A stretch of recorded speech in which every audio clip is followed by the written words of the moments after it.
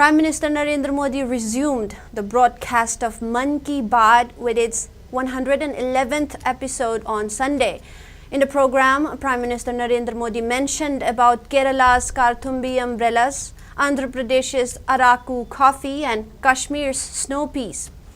He also spoke extensively about the contributions of various communities, among other things, to celebrate in India. Mann Ki Baat resumed after a gap of 3 months in the light of the Model Code of Conduct enforced before the 18th Lok Sabha election. The Prime Minister congratulated 65 crore voters of India and all others associated with the poll process for keeping faith in democracy and executing the world's largest election this year. It may be mentioned that Prime Minister Narendra Modi started the Mann Ki Baat radio program in 2014 with the aim to connect with people from across India.